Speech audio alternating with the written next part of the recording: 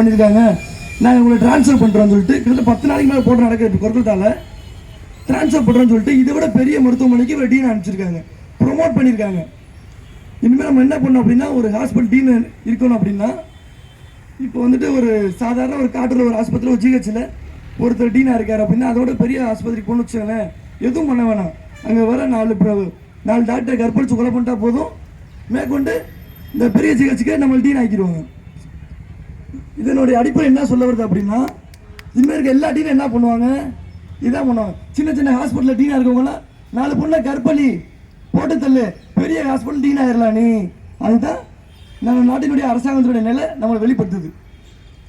இது வந்துட்டு 1 2 இல்லை, ஒரு பணம் சோத்துக்கு ஒரு சோறு பவன்ற மாதிரி ஒட்டுமொத்த 140 கோடி மக்கள் தொகையில் எந்தெந்த பீப்புளில் என்ன சிறுபான்மை மக்கள் யாராக வேணா இருக்கட்டும், கற்பழிச்சு கொலை பண்ணக்கூடிய எல்லாருக்கும் பேக்ரவுண்ட்லையும் இந்த மாதிரி ஒரு பெரிய ஆள் இருப்பாங்க.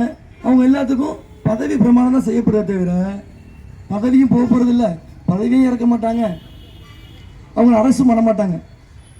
இந்த மக்களுடைய நிலை இதுதான், கொல்கத்தாவினுடைய இன்றைய நிலை இதுதான். இது வந்து தமிழகத்துக்கு இன்னும் ஏன் வராமல் இருக்குன்னு நினைக்கிறீங்க எல்லாரும்? ரொம்ப காலத்தில் வந்துடும், ரொம்ப கிட்டன்ஸ் வந்துடும். ஏன் வராமல் இருக்குன்னா முக்கியமான ஒரே ஒரு விஷயம் என்னென்னா கல்வி. அங்கே யாருக்குமே கல்வியே கிடையாது. இந்த பொண்ணு பேர் என்ன அப்படின்னா மௌமிதான்றது பொண்ணு. இந்த பொண்ணை 9ஆம் தேதி கற்பழிச்சு கொலை பண்ணுறாங்க.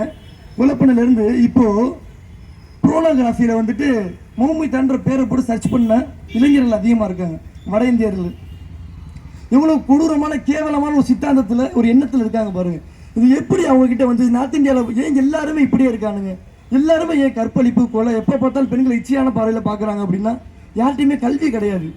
கல்வின்ற ஒன்றை அந்த மக்கள்கிட்ட எடுத்துட்டாங்க அரசியல்வாதிகள். என்ன பண்ணாலும் சரி மலுமட்ட மாதிரி போய் ரைட்டாக ஒட்ட போடு முடிச்சுடுவாங்க, வேறு எதுவுமே தெரியாது. அதனுடைய நிலை கற்பழிச்சு ஒரு பொண்ணு கொலை பண்ணு. உங்கள் வீட்டில் உங்கள் அக்கா தங்கச்சி இருந்தால் இப்படி கொலை பண்ண இப்படி சர்ச் பண்ணி பார்ப்பியா நீ? என்ன சர்ச் பண்ணி பார்த்துருக்கான்? அந்த பொண்ணை புரோனோகிராஃபியில் சர்ச் பண்ணி பார்த்துருக்கான், அந்த பொண்ணுடைய பேரை போட்டு சர்ச் பண்ணி பார்த்துருக்காங்க. இவ்வளோ கேவலமான மக்கள் தான் நார்த் இந்தியாவில் ஃபுல்லாக இருக்காங்க. இதுக்கு காரணம் மக்களுடைய கல்வி அந்த அளவு இருக்குது நார்த் இந்தியாவில். இது இங்கே மாறாமல் இருக்கணும் அப்படின்னா நம்ம எப்படி இருக்கணும், கல்வி அறிவோடு கரெக்டாக இருக்கணும்.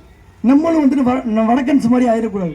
அங்கே உள்ள எல்லா மக்களும் நார்த் இந்தியாவில் முக்கால்வாசி மக்கள் இப்படி படிப்பறிவு இல்லாமல் இப்படியே போய்கிட்டே இருக்காங்க. நம்மளும் மேற்கொண்டு அது மாதிரி ஆயிடாமல் விழிப்புணர்வோடு இருக்கணும். விழிப்புணர்வோடு இருங்க, ஆட்சியாளர் பார்த்து தேர்வு செய்யுங்க. இல்லைன்னா இதே நிலைமை தான் இங்கேயும். ரொம்ப நாளாக இல்லை, கொஞ்சம் நாளாக வந்துடும். 10 வருஷம் ஆண்டவர் இப்போ 15 வருஷம் ஆள போகிறாரு. இன்னொரு 5 வருஷம் ஆண்டாருன்னா பார்த்துக்கங்க. சோமாலியாலாம் கிடையாது இங்கே, அதுக்கும் மேலே மோசமாக ஒட்டுமொத்த உலகத்திலையுமே பெண்கள் வர்றதுக்கு தடை செய்யப்பட்ட பகுதி என்று அறிவிக்கிற பகுதியில் இந்தியா வந்துட்டு ரொம்ப முன்னாடி வந்துச்சு. 10 இடங்களில் ஒரு இடமா வந்துருச்சு. பெண்கள் மற்ற நாட்டில் சுற்றுலாத்தங்கள்லாம் சொல்லிட்டாங்க, ஓப்பனாக சொல்லிட்டாங்க. கவர்மெண்ட் சொல்லுது போகாத, இந்தியாவுக்கு போகாத, பெண்களுக்கு பாதுகாப்பு கிடையாதுன்னு சொல்லுது. இதனுடைய நிலை நீடிக்க போகுது.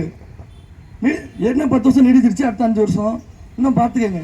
அதை மாறணும்னா நாம் மாறணும்.